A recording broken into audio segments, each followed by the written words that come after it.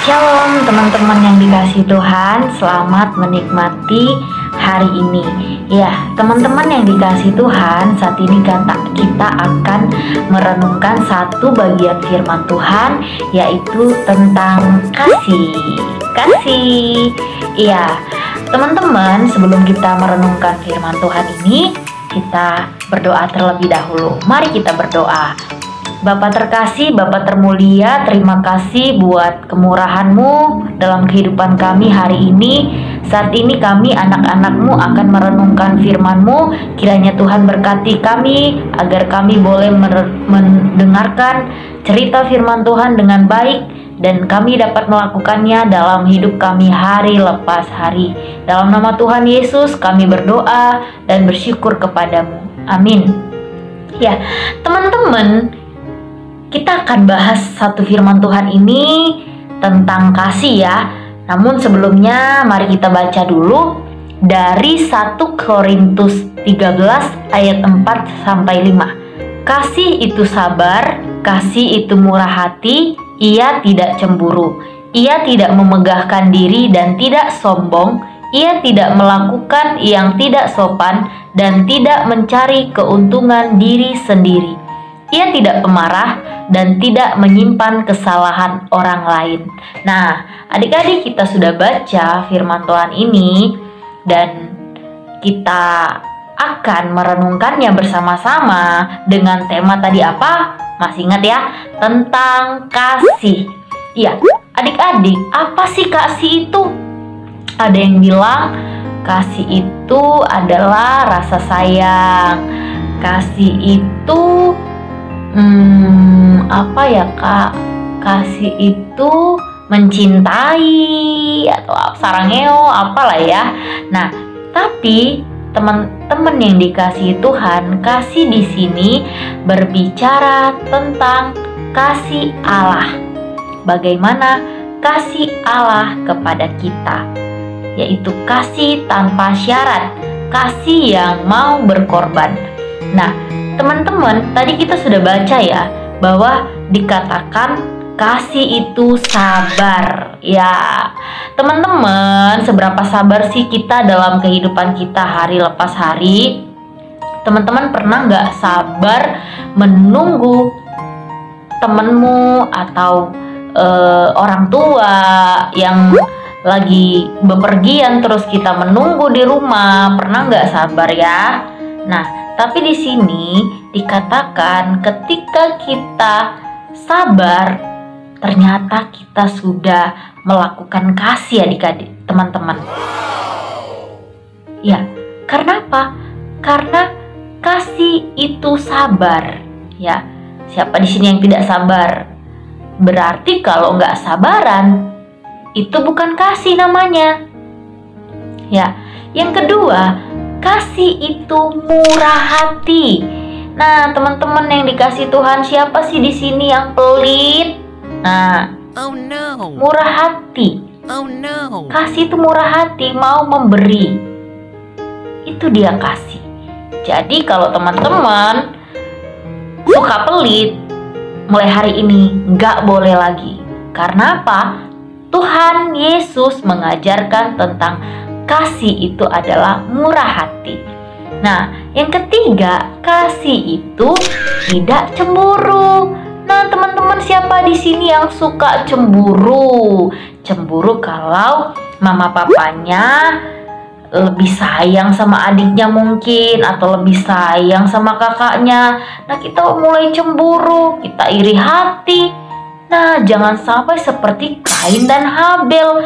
Kain yang cemburu, yang iri hati kepada adiknya, akhirnya dia membunuh adiknya. Itu sama sekali tidak berkenan di hati Tuhan. Kenapa? Karena Tuhan Yesus mengajarkan kasih itu tidak cemburu.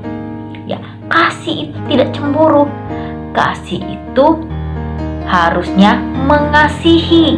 Ya. Lalu apa? Yang keempat, kasih itu tidak sombong. Ya, teman-teman yang dikasihi Tuhan, ketika kita menyombongkan diri kita karena kita punya, sesuatu yang mau kita sombongkan, nah coba Tuhan tidak berkenan akan hal ini. Kita nggak boleh sombong karena kita mungkin kaya atau kita merasa diri lebih cantik, lebih pinter, kita pun mulai sombong. Kita nggak mau berteman dengan orang yang menurut kita nggak selevel dengan kita. Itu sama sekali nggak boleh. Tidak sombong. Ya, itu bagian dari kasih. Lalu yang kelima apa? Kasih tidak melakukan yang tidak sopan. Nah, adik-adik, teman-teman yang dikasihi Tuhan, nah gimana dalam kehidupan sehari-hari? Apakah teman-teman dalam kehidupannya berlaku sopan? Nah, gimana sih sopan santun itu? Sopan santun itu kita, contohnya kita memanggil kakak kita dengan sebutan kakak, atau kalau adik dengan adik, jangan sampai adik memanggil kakaknya dengan sebutan nama. Itu namanya tidak sopan. Atau kita buang sampah sembarangan, itu juga tidak sopan ya, gitu. Kita harus punya sopan santun. Itu adalah bagian dari kasih. Lalu apalagi? Yang ke berapa sekarang? Tadi yang kelima ya. Sekarang yang keenam. Kasih itu tidak mencari keuntungan diri sendiri. Nah, kasih itu tidak egois, teman-teman. Ketika teman kita susah, kita harus menolong dia. Jangan sampai kita hanya pengen ditolong, tapi kita tidak mau menolong orang lain. Itu adalah egois. Itu namanya mencari keuntungan diri sendiri. Atau berteman hanya dengan orang-orang yang menurut kita menguntungkan kita. Kalau dia merugikan kita, kalau dia suka minta-minta, atau kalau dia orang yang gak punya dan tidak menguntungkan saya gak mau berteman dengan dia. Nah, itu namanya bukan kasih ya teman-teman ya. Itu yang keenam. Lalu kasih itu apa lagi? Yang ketujuh, kasih tidak pemarah. Nah, siapa di sini yang suka marah-marah? Ayo, ngaku siapa di sini yang suka marah-marah? Nah, kalau kita suka marah-marah, nanti kita cepat tua loh, teman-teman. Jadi nggak boleh marah-marah. Nah, kita harus menyampaikan sesuatu itu dengan baik, nggak mesti marah-marah. Kita boleh bicarakan dengan pelan-pelan, dengan baik-baik. Nah, sifat yang seperti ini, pemarah, itu bukan bagian dari kasih. Jadi kita nggak boleh marah-marah. Kita harus punya hati yang damai untuk menyampaikan sesuatu yang dengan cara yang baik. Lalu yang keberapa sekarang? Yang ke-8 ya. Yang ke-8, kasih tidak menyimpan kesalahan orang lain. Nah, teman-teman, ini yang paling penting juga ya untuk kita renungkan. Kenapa?